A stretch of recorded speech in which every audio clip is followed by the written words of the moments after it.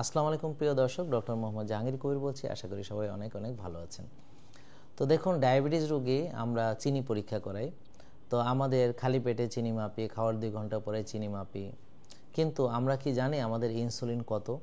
তো type 2 diabetes মূলত ইনসুলিনের আধিক্যের কারণে বা ইনসুলিন রেজিস্ট্যান্সের কারণে হয়ে থাকে। তো টাইপ 1 এবং টাইপ 2 এর পার্থক্য হচ্ছে টাইপ 1 যেখানে ইনসুলিন তৈরি হয় না, উৎপাদন হয় না। তো সি-পেপটাইড পরীক্ষা করলে বোঝা যায় যে কার ইনসুলিন কতটা তৈরি হচ্ছে।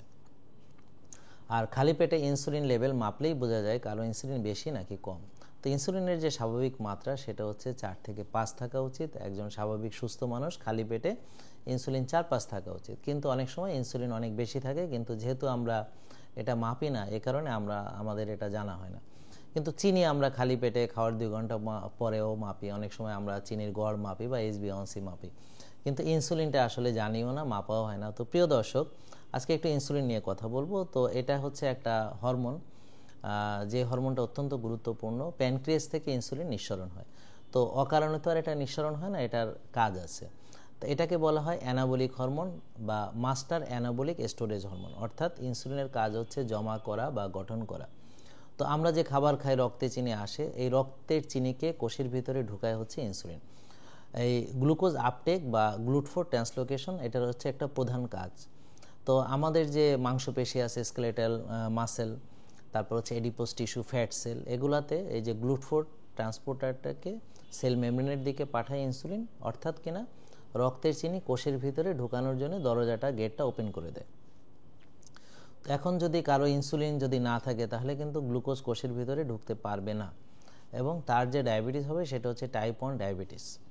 তো এখন ব্রেন, আরবিসি এবং লিভার, এইটার কিন্তু গ্লুটফোর এটা দরকার হয় না, অর্থাৎ ইনসুলিন যদি নাও থাকে তাও কিন্তু ব্রেনের ভিতরে চিনি ঢুকতে পারে, বা আরবিসি চিনিকে ব্যবহার করতে পারে, বা লিভারও ব্যবহার করতে পারে। এবং মাসেল আর ফ্যাট, অর্থাৎ যে আমাদের মাংসপেশি বা এডিপোস টিস্যু, এগুলোতে কিন্তু আমাদের ইনসুলিন কি করে, রক্তের চিনিকে কোষে ঢুকায়, গ্লুটফোরকে ট্রান্সলোকেট করে। তো গ্লাইকোলাইসিস, অর্থাৎ গ্লুকোজ থেকে যে শক্তি তৈরি হয়, ইনসুলিন কি করে, ইনসুলিন কিছু এনজাইম যেমন পাইরুভেট কাইনেসকে অ্যাক্টিভেট করে। তো এটার ফলে কি হয় যে গ্লুকোজ থেকে এটিপি প্রোডাকশন হয়। এটার একটা ধাপ আছে, যেমন গ্লুকোজ, হ্যাঁ, তারপর G6P, F6P, pyruvate, acetyl Koi, ATP. তো যাক, এগুলো আমাদের অত ডিটেলসে জানার দরকার নেই। সোজা কথা আমরা জানবো যে গ্লুকোজ থেকে যে এটিপি তৈরি হয়, এর জন্য অবশ্যই গুরুত্বপূর্ণ হচ্ছে আমাদের ইনসুলিন। এবং পাইরুভেট থেকে যে এসিটাইল কোয়ে হয়ে যে ক্রেবস সাইকেল বা ইটিসিতে যায়, এই অক্সিডেটিভ যে ফসফোরাইলেশন হয় এবং এর ফলে যে শক্তি তৈরি হয়, এর জন্য অবশ্যই আমাদের ইনসুলিন প্রয়োজন।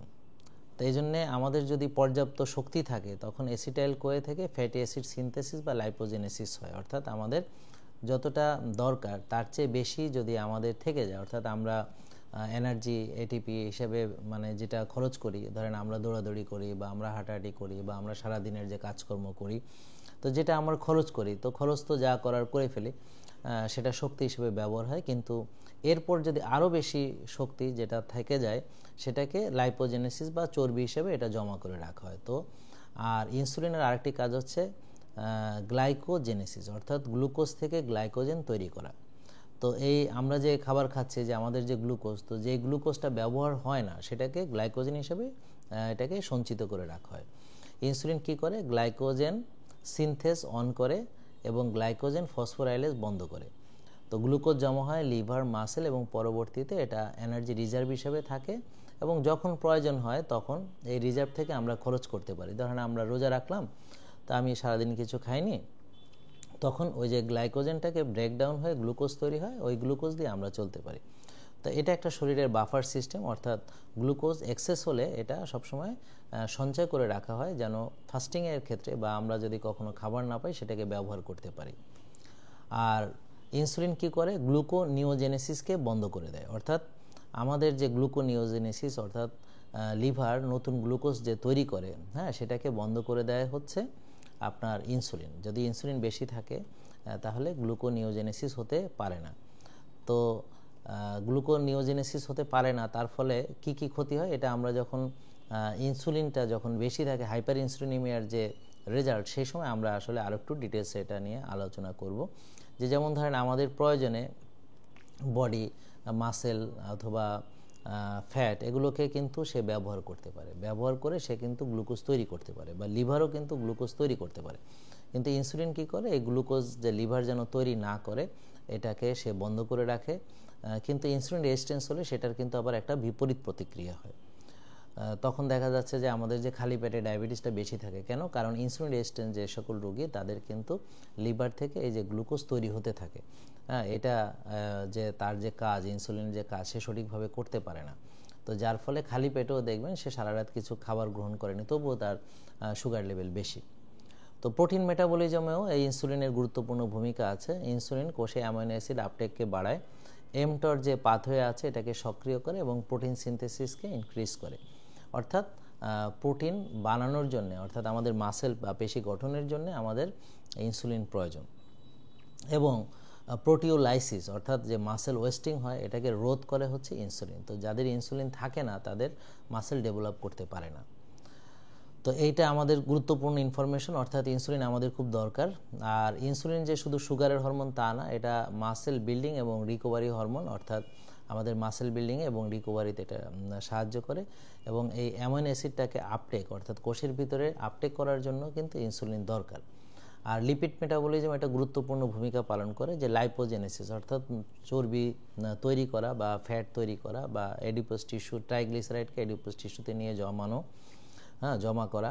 তারপর হচ্ছে লাইপোলাইসিস অর্থাৎ ফ্যাট যে বার্নিং, তো ইনসুলিন লাইপোলাইসিসকে বন্ধ করে রাখে, হ্যাঁ, ফ্যাট বার্নিং হতে দেয় না। ইনসুলিন হরমোন সেন্সিটিভ লাইপেজ অর্থাৎ HSL কে বন্ধ করে, তো যার ফলে ফ্যাট ভাঙা থেমে যায়। তাই খাওয়ার পরে শরীরে এনার্জি বার্ন না করে এনার্জি স্টোর করে। আর ফ্যাট অক্সিডেশনটাকে বন্ধ করে দেয়। ইনসুলিন কি করে, যে ফ্যাট যে অক্সিডেশন হয়, অর্থাৎ আমরা যে ফ্যাট থেকে যে শক্তি তৈরি করব, অর্থাৎ ফ্যাটি অ্যাসিড যে মাইটোকন্ড্রিয়াতে যেন ঢুকে বিটা অক্সিডেশন হয়, এই যে পাথওয়েটাকে এটা বন্ধ করে দেয়। তো যার ফলে যাদের ইনসুলিন বেশি থাকবে তাদের ফ্যাট অক্সিডেশন বা ফ্যাট বার্নিং হতে পারে না। তা আমরা যখন ওজন কমাতে যাই তো এটা আমাদের জন্য অত্যন্ত গুরুত্বপূর্ণ। হ্যাঁ, তো ইনসুলিন কি করে, যে এই মানে ফ্যাটি অ্যাসিডকে যে মাইটোকন্ড্রিয়াতে ঢুকতে দেয় না, হ্যাঁ, বিটা অক্সিডেশন বা ফ্যাট বার্নিং হতে দেয় না, কারণ সে CPT1কে ইনহিবিট করে দিলে সে আর এটা ফ্যাটি অ্যাসিডটা মাইটোকন্ড্রিয়াতে ঢুকতে পারে না এবং বিটা অক্সিডেশন হতে পারে না। আর ইনসুলিন কি করে, যে ম্যালোনাইল কোয়েকে বাড়িয়ে দেয় এবং CPT1কে কমিয়ে দেয়, ইনহিবিট করে। তো যার ফলে ফ্যাট অক্সিডেশনটা বন্ধ হয়। এবং কিটোজেনেসিস খুবই গুরুত্বপূর্ণ। তো আমাদের জন্যে আমরা জানি যে আমরা কিটোন বডি দিয়েও কিন্তু শক্তি তৈরি করে চলতে পারি। তো ইনসুলিন কি করে, যে এই কিটোন বডি উৎপাদনকে বন্ধ করে দেয়। তাই যখন আমাদের ইনসুলিন বেশি থাকে তখন কিটোসিস হয় না, তখন শরীর শুধুমাত্র গ্লুকোজ ডিপেন্ডেন্ট হয়ে পড়ে, অর্থাৎ গ্লুকোজ ছাড়া আর শরীর চলতে পারে না। কোনো কারণে যদি গ্লুকোজ ফল করে তো আমরা হাইপোগ্লাইসেমিয়া হয় এবং আমরা অজ্ঞান হয়ে যাই। তো ব্রেন এবং নার্ভাস সিস্টেমের উপরে এটার কাজ আছে। যেমন ইনসুলিন হাইপোথ্যালামাসের উপরে কাজ করে, অ্যাপেটাইটকে রেগুলেশনে সাহায্য করে। পর্যাপ্ত ইনসুলিন যদি আমাদের মানে সঠিক নিয়মে থাকে তাহলে কগনিটিভ ফাংশনকে উন্নত করে, মেমোরি এবং ফোকাসে সাহায্য করে। তার মানে ইনসুলিন না থাকলে কিন্তু এটা একটা বিরাট বিপদ। কিন্তু যখন ইনসুলিন রেজিস্ট্যান্স হয়, মানে ইনসুলিন যখন বেশি হয় বা ব্যবহার হতে পারে না, তখন আবার বিপরীত কাজ হয়। যেমন লেপটিন ইনসুলিন সিগন্যালিংটাকে ভেঙে যায়, মানে এটা ব্রোকেন করে, অর্থাৎ যে লেপটিন ইনসুলিন যে সিগন্যালিং, যার ফলে আমরা কি করি, যে হাংরি থাকি, অলওয়েজ হাংরি থাকি এবং আমাদের কার্ব ক্রেভিংস থাকে বা মানে খেতে মন চায় এবং আমাদের শক্তি পায় না, ফ্যাটিক হয়। আর কার্ডিওভাস্কুলার এবং ভাস্কুলার যে রেগুলেশন, অর্থাৎ ইনসুলিন PI3কে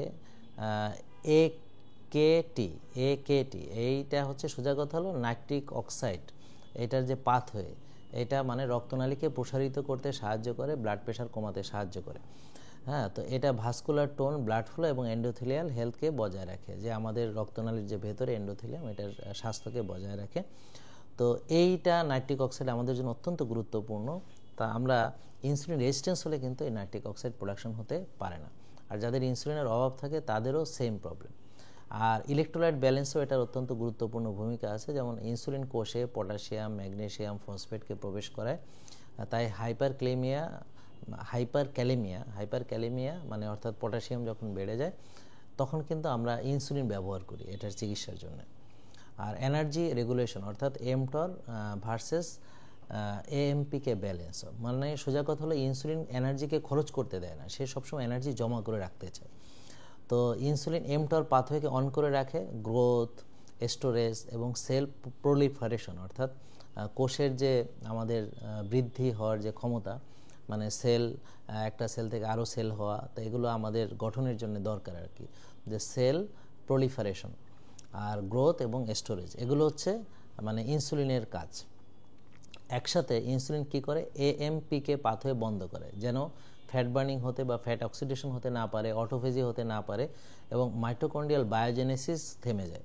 মানে সহজ কথা, ইনসুলিন কোনো মানে এনার্জিকে খরচ করবে না, সে শুধু এনার্জি স্টোর করবে, স্টোর মোড। হ্যাঁ, আর ইনসুলিন যখন আমি বন্ধ না করব বা ইনসুলিন পরিমাণ যদি স্বাভাবিক বা না কমাই, তাহলে আমাদের ফ্যাট বার্নিং হতে পারে না, হ্যাঁ, এবং রিপেয়ার মোডটা অন হতে পারে না। তো এই জন্যে আমাদের ইনসুলিনের কাজ হচ্ছে গঠন করা, আর ইনসুলিনকে আমরা না কমিয়ে এটা আমরা ফ্যাট বার্নিংও করতে পারবো না এবং রিপেয়ার মোডে বডিকে আনতে পারবো না। এই জন্য আমরা যারা বারবার খাবার গ্রহণ করি তাদের এই সব বিপত্তি ঘটে। অটোফেজি এবং সেলুলার রিপেয়ার, অর্থাৎ ইনসুলিনের উপস্থিতিতে আমরা একটু আগে জানলাম যে অটোফেজি বন্ধ হয়, ফলে যে ড্যামেজ প্রোটিন এবং টক্সিন এগুলো পরিষ্কার হতে পারে না এবং কোষের ডিটক্সিফিকেশন হতে পারে না, ফলে আমরা বয়স আমাদের বেড়ে যায় বা আমাদের বয়স্ক লাগে এবং ইনফ্লামেশনও বেড়ে যায়। আর ফাস্টিং কি করে, যে ইনসুলিন কমে এবং অটোফেজি পুনরায় চালু করে এবং দেহকে ডিটক্সিফাই করতে সাহায্য করে। তার মানে রোজার মাধ্যমে আমরা ডিটক্সিফিকেশন হতে পারে, আমাদের ব্রেন ডিটক্সিফাই হয় এবং আমাদের সেল ডিটক্সিফাই হয়। এই জন্য রোজা অত্যন্ত গুরুত্বপূর্ণ, রোজাতে অবশ্য বিডিএনএফও বাড়ে। তাহলে এই হচ্ছে মূলত আমাদের, তার মানে দেখা গেল যে এটা অত্যন্ত গুরুত্বপূর্ণ আমাদের জন্য এবং অ্যানাবলিক হরমোন এটা, এবং insulin DNA synthesis, collagen formation, old healing এগুলো খুব দরকার এগুলোতে, এবং হচ্ছে আমাদের শরীরকে একটা মানে গ্রোথ স্টেটে রাখার চেষ্টা করে। তো এই হলো ইনসুলিন আমাদের অ্যানাবলিক হরমোন, আমরা বুঝতে পারলাম। এখন ইনসুলিন বেড়ে যায় কেন? যদি আমাদের কোষে অতিরিক্ত চর্বি জমা হয়, অতিরিক্ত চর্বি জমা হলে কোষের ভিতরে তখন মানে সিগন্যাল দেয়, ইনসুলিনকে বাধা দেওয়া হয়, তখন ইনসুলিনকে রেজিস্ট করা হয় যেন সে আরও বেশি শক্তি বা এনার্জি বা গ্লুকোজ কোষের মধ্যে ঢোকাতে না পারে। তখন ব্রেন কি করে, আরও বেশি বেশি ইনসুলিন তৈরি করে সে চেষ্টা করে যে রক্তের চিনিটাকে কোষের ভিতরে ঢুকাতে। তো যাক, ইনসুলিন বেড়ে গেলে এটার নাম হলো হাইপার ইনসুলিনিমিয়া। তো যখন গ্লুকোজ বেড়ে যায় এটার নাম হলো হাইপার গ্লাইসেমিয়া বা ডায়াবেটিস। ঠিক যদি কারো ইনসুলিন বেড়ে যায় এটা হচ্ছে হাইপার ইনসুলিনিমিয়া। তাই হাইপার ইনসুলিনিমিয়া হলেও এখানে কিন্তু অনেক প্রবলেম হয়, যেমন ইনসুলিন রিসেপ্টর ডাউন রেগুলেশন হয়, যার ফলে কি হয়, আস্তে আস্তে ইনসুলিন রেজিস্ট্যান্সগুলো বাড়তে থাকে এবং তখন আর ইনসুলিন রিসেপ্টর রেসপন্স করে না এবং পরবর্তীতে দেখা যাচ্ছে গ্লুট4 আর সাড়া না দিলে ওই রক্তের চিনি আর কোষে ঢুকতে পারে না। তো যখন রক্তের চিনি কোষে ঢুকতে পারে না তখন আস্তে আস্তে রক্তের চিনি বাড়তে থাকে এবং ডায়াবেটিস হয়। তারপর হচ্ছে যে ফ্যাট বার্নিং বন্ধ হয়ে যায়। যদি বেশি বেশি আমাদের ইনসুলিন থাকে তো লাইপোলাইসিস যেটা অর্থাৎ ফ্যাট বার্ন করার যে ক্ষমতা এটা বন্ধ হয়ে যায়, কারণ HSL ইনহিবিশন হয়। আর হচ্ছে বিটা অক্সিডেশনও বন্ধ হয়ে যায়, আর কিটোজেনোসিসও বন্ধ হয়ে যায়, অর্থাৎ ফ্যাট মেটাবলিজম টোটালি শাটডাউন হয়ে যায়। তো যে কারো যদি আমরা ইনসুলিন বেশি থাকে তাহলে তার ফ্যাট বার্ন করতে পারে না এবং ফ্যাট থেকে সে শক্তি তৈরি করতে পারে না, এটা অত্যন্ত গুরুত্বপূর্ণ। এবং লিভারে যেটা হয় যে গ্লুকোনিওজেনেসিস বন্ধ হয় না কিন্তু লাইপোজেনেসিস বেড়ে যায়, অর্থাৎ কিনা আপনার গ্লুকোজ লিভার মানে তৈরি করতে থাকে, হ্যাঁ, নতুন নতুন গ্লুকোজ বানাতে থাকে, আবার এই চর্বিটাকে সে জমাতে থাকে, মানে কি একটা বিপদ হয়ে গেল না?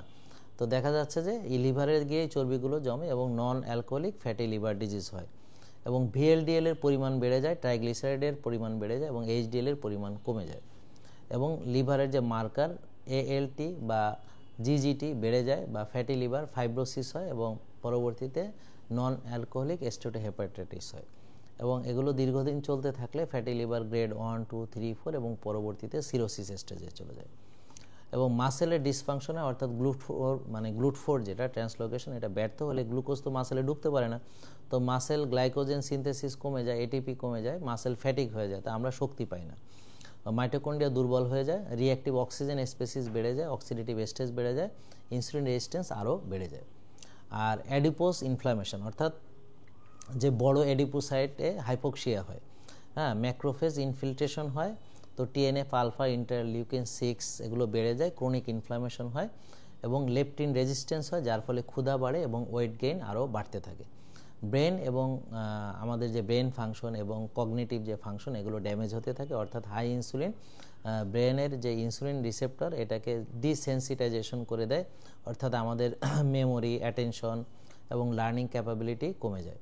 আমরা অ্যাটেনশন ডেফিসিয়েট যে ডিসঅর্ডারে ভুগি, আমাদের মনে থাকে না, আমাদের কোনো কিছু নতুন কিছু শিখতে পারি না, এবং এটা দীর্ঘদিন চলতে থাকলে অ্যালজেইমার ডিজিজ হয়। অ্যালজেইমার্সকে বলা হয় টাইপ 3 ডায়াবেটিস হিসেবে অনেকে বলে। এবং ডোপামিন সিগন্যালিং নষ্ট হয়, যার ফলে সবসময় আমাদের ক্রেভিংস হয়, মুড সুইং করে, মন খারাপ থাকে, ডিপ্রেশন থাকে, হ্যাঁ। এবং কার্ডিও মেটাবলিক কমপ্লিকেশনস, অর্থাৎ নাইট্রিক অক্সাইড প্রোডাকশন যখন কমে যায় এবং অক্সিডাইজড এলডিএল যখন বেড়ে যায়, এইচডিএল যখন কমে যায়, তখন অ্যাথেরোস্ক্লেরোসিস হয় এবং সোডিয়াম এবং ওয়াটার রিটেনশন হয়, অর্থাৎ ইনসুলিন, অতিরিক্ত ইনসুলিন লবণ ধরে রাখে, লবণ পানি ধরে রাখে, তো ব্লাড প্রেশার বাড়তে থাকে এবং এন্ডোথেলিয়াল ডিসফাংশন হয়, যার ফলে স্ট্রোক হয়, হার্ট অ্যাটাক ইত্যাদির ঝুঁকি বাড়তে থাকে। এবং আমাদের যে হরমোনাল ইমব্যালেন্স হয়, মেয়েদের যেটা হয় যে পিসিওএস বা পিসিওডি হয়, তাদের মূলত অ্যাকনি হয়, যার ফলে বুকে লোম হয়, দাড়ি হয়, মোষ হয়, মাথায় টাক পড়ে, পুরুষদের মতো ওভারিতে সিস্ট হয়, এগুলো প্রবলেম হয়। পুরুষের ক্ষেত্রে অ্যারোমাটাইজ হয়, টেস্টোস্টেরন লেভেল কমে যায়, ইরেকটাইল ডিসফাংশন হয়, লিবিডো কমে যায়। এবং থাইরয়েড যেটা হয় T4 থেকে T3 কনভার্সন এটা হতে পারে না এবং আমাদের বেজাল মেটাবলিক রেটটা কমে যায়। আর কর্টিসল আমাদের বাড়তে থাকে, ক্রনিক স্ট্রেস হয় এবং এই ক্রনিক স্ট্রেস এবং প্লাস ইনসুলিন বেশি থাকলে আমাদের ভিসারাল ফ্যাট আরও বেশি বেশি জমতে থাকে। তো দেখা গেল এভাবে চলতে চলতে একসময় বিটা সেল এক্সজস্টেড হয়ে যায়, তখন আর প্যানক্রিয়াস যথেষ্ট ইনসুলিন তৈরি করতে পারে না এবং ফাইনালি টাইপ 2 ডায়াবেটিস একেবারে আমাদের ডায়াগনোসিস হয়।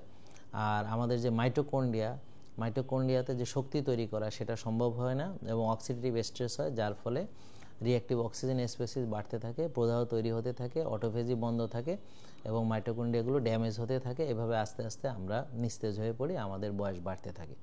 তো প্রিয় দর্শক, এইখানে আমাদের দেখতে হবে যে আমরা সিআরপি দেখে বুঝবো যে আমাদের ইনফ্লামেশন বেশি কিনা। হুমায়ার 1.5-এর নিচে থাকতে হবে, ইনসুলিন 4-5 থাকতে হবে, হ্যাঁ, বা 6-এর নিচে থাকতে হবে, টিজিএইচডি রেশিও 2-এর নিচে থাকতে হবে। তো সিপেপটাইড মাপলে আমরা ইনসুলিন তৈরি হচ্ছে কিনা বুঝতে পারবো।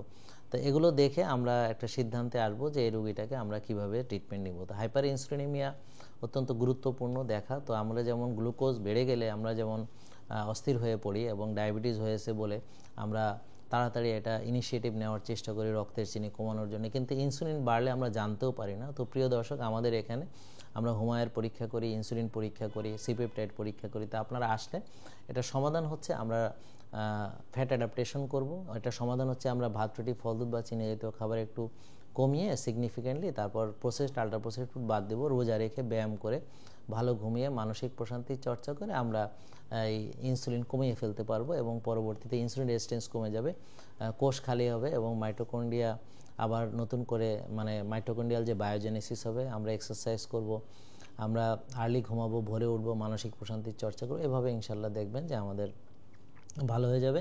তো ইনসুলিন ভালো হয়ে গেলে বা ইনসুলিন নর্মাল হয়ে গেলে দেখবেন যে আপনার এই মেটাবলিক সিনড্রোম ভালো হয়ে যাবে এবং আপনিও ভালো থাকবেন, সুস্থ থাকবেন। প্রিয় দর্শক, আপনারা ভালো থাকুন, সুস্থ থাকুন, জেকে লাইফস্টাইলের সঙ্গে থাকুন এবং আমাদের যে ভিডিওগুলো নিয়মিত দেখতে থাকুন। এই বিষয়ে আপনাদের যদি আরও কোনো প্রশ্ন থাকে আমাদেরকে জানালে আমরা চেষ্টা করবো এটা আনসার করার জন্য। ধন্যবাদ, ভালো থাকবেন, আসসালামু আলাইকুম। আবার দেখা হবে নতুন কোনো ভিডিওতে। সেই পর্যন্ত বিদায় নিচ্ছে আমি ডক্টর মোহাম্মদ জাহাঙ্গীর কবির। আসসালামু আলাইকুম ওয়া রাহমাতুল্লাহ।